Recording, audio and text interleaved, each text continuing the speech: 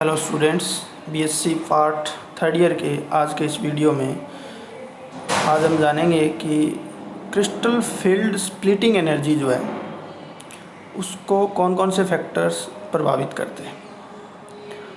देखिए, जैसे ही ligand metal के नज़दीक आता है तो उसके जो डी ऑर्बिटल्स हैं वो एनर्जी में अंतर आ जाता है, उनकी एनर्जी स्प्लिट हो जाती है और उनकी एनर्जी का जो अंतर होता है उसको हम क्रिस्टल फील्ड स्प्लिटिंग एनर्जी कहते हैं और उसको डेल्टा से रिप्रेजेंट करते हैं। अब अगर टेट्राहेड्रल कॉम्प्लेक्स है तो उसको डेल्टा टी लिख देते हैं, ऑक्टाहेड्रल है तो डेल्टा ओ, स्क्वायर प्लेनर है तो डेल्टा एस पी, इस तरह से उसको रिप्रेजेंट किया जाता है। तो सबसे पहले हम ये जानेंगे कि स्प्लिट करने के लिए कौन कौन से कारक जिम्मेदार हैं। तो सबसे महत्वपूर्ण चीज़ ये है कि इनकी स्प्लिटिंग तब ज़्यादा होगी जब उन डी ऑर्बिटल्स के जो इलेक्ट्रॉन हैं और लिगेंड के जो इलेक्ट्रॉन हैं उनके बीच में ज़्यादा रिपल्सन होगा। और रिपल्सन ज़्यादा कब होगा? जब वो एक दूसरे के ज़्यादा नज़दीक होंगे। और नज़दीक वो कब होंगे? जब पहले उनके बीच में आकर्षण ज़्यादा होगा। तो इस बात को हमेशा ध्यान रखना है कि पहले जब आकर्षण ज़्यादा है तो वो नज़दीक आएंगे, नज़दीक आने के बाद उनके बीच में रिपल्सन ज़्यादा होगा तो स्प्लिटिंग एनर्जी यानी डेल्टा का मान ज़्यादा होगा। तो इसके जो कारक हैं उनको हम दो भागों में बांट सकते हैं कि धातु से संबंधित और लिगेंड से संबंधित। क्योंकि हम जानते हैं कि जो मेटल कॉम्प्लेक्सेज हैं वो धातु और लिगेंड दो कारकों से मिलकर बने होते हैं। तो पहला हम धातु से रिलेटेड बात करते हैं। पहला आता है धातु आयन पर आवेश। एक ही धातु के अलग अलग ऑक्सीकरण अवस्थाओं में हम सेम लिगेंड से सेम समन्वय संख्या में संकुल बनाते हैं। यानी कहने का मतलब ये हुआ कि मेटल सेम लेनी है, ऑक्सीडेशन स्टेट अलग अलग लेनी है। जैसे आयरन ले लिया, आयरन 2+ में, आयरन 3+ में, सेम मेटल है, oxidation state different. Ligand same लेना है और नंबर ऑफ लिगेंड यानी कोऑर्डिनेशन नंबर भी सेम रखना है। जैसे एक्वा कॉम्प्लेक्स बना लिया आयरन का FeS2O6 2+ यानी +2 में, एक +3 का भी बना लिया। तो ऑक्सीकरण अवस्था जिस कॉम्प्लेक्स में मेटल आयन की ऑक्सीकरण अवस्था ज़्यादा होगी उस केस के अंदर डेल्टा की वैल्यू भी ज़्यादा होगी। इसके नीचे दो एग्जाम्पल दिए गए हैं, एक आयरन का, एक रुथेनियम का। इसका कारण क्या है, ज़्यादा क्यों होगी?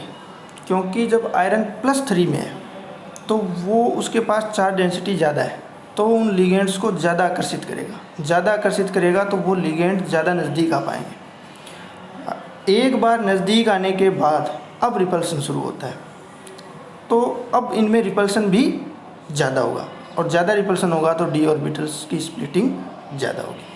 ठीक ऐसा ही दूसरा हम बात करते हैं कि मुख्य क्वांटम संख्या। मुख्य क्वांटम संख्या का मतलब है कि एक वर्ग में हम ऊपर से नीचे जाते हैं तो मुख्य क्वांटम संख्या n का मान बढ़ता है। जैसे 3D सीरीज़ है, 4D सीरीज़ है, 5D सीरीज़ है। तो 3D से 4D वाली मेटल पे जाएंगे, बाकी सब चीज़ें अपने को सेम रखनी है, कोऑर्डिनेशन नंबर सेम रख लिया, लिगेंड सेम रख लिया, ऑक्सीडेशन स्टेट सेम रख ली, केवल हम मेटल चेंज कर रहे हैं, उसकी श्रेणी चेंज कर रहे हैं।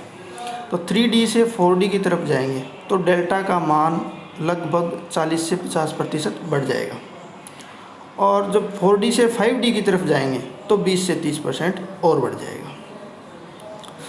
आप देख रहे हो इसका एग्जांपल, एक हमने कोबाल्ट का कॉम्प्लेक्स लिया है, एक रुथेनियम का और एक इरिडियम का। कोबाल्ट 3D श्रेणी का है, रुथेनियम 4D का है और इरिडियम 5D का है।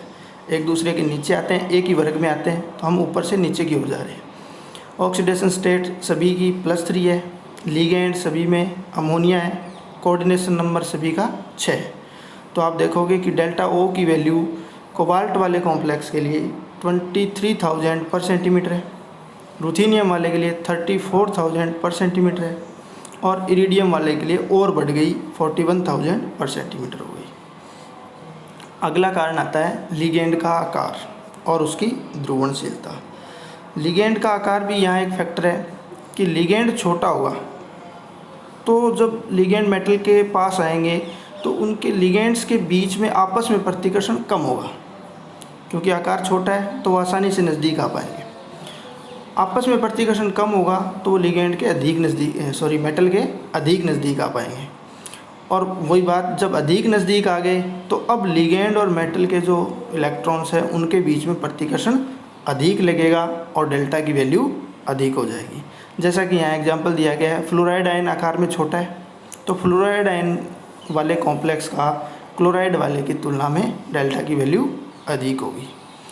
अब अगला कॉन्सेप्ट आता है कि यदि आकार ऑलमोस्ट सेम है तो हम लिगेंड पे उपस्थित चार्ज की बात करते हैं। अगर आकार सेम है तो जिस पे अधिक ऋणावेश होगा वो अधिक ध्रुवणशील होगा, उसको यानी मेटल आयन आसानी से ध्रुवित कर पाएगा। आसानी से ध्रुवित करने का मतलब है अधिक नज़दीक आ पाएगा और फलस्वरूप क्या होगा, क्रिस्टल फील्ड विभाजन ऊर्जा का मान बढ़ जाएगा।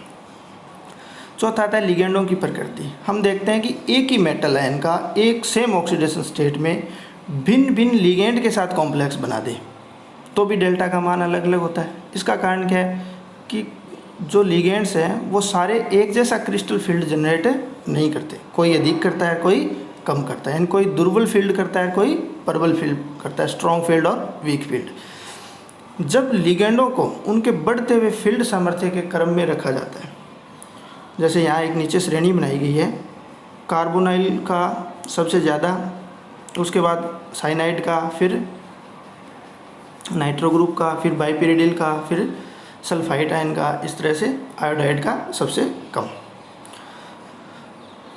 तो ये जो श्रेणी है इसको हम कहते हैं स्पेक्ट्रोकेमिकल सीरीज़। स्पेक्ट्रोकेमिकल सीरीज़ क्यों नाम पड़ा इसका, क्योंकि ये इन लिगेंड्स के मेटल के साथ जो कॉम्प्लेक्स है उनका जो स्पेक्ट्रल स्टडी की गई है उनसे ये पता चला है कि ये लिगेंड ज़्यादा स्प्लिट करवाता है, ये कम करवाता है। वहाँ से डेल्टा की वैल्यू प्रैक्टिकली निकाली गई है, इसलिए इसका नाम है स्पेक्ट्रोकेमिकल सीरीज़, जो आपको नीचे दी गई है।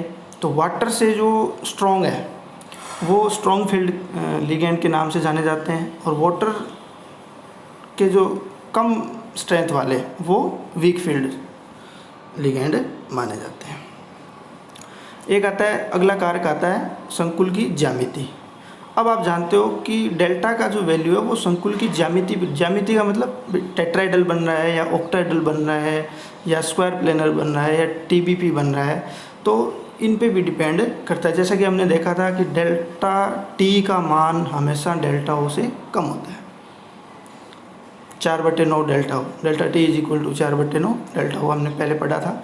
और डेल्टा एस पी का मान डेल्टा ओ से भी अधिक होता है। हमने इसका कंपैरिजन किया था जब इसकी डी ऑर्बिटल्स की जो स्प्लिटिंग पड़ी थी अलग अलग इसमें। तो ये आज के आपके कारक थे जो क्रिस्टल फील्ड स्प्लिटिंग एनर्जी को प्रभावित करते हैं।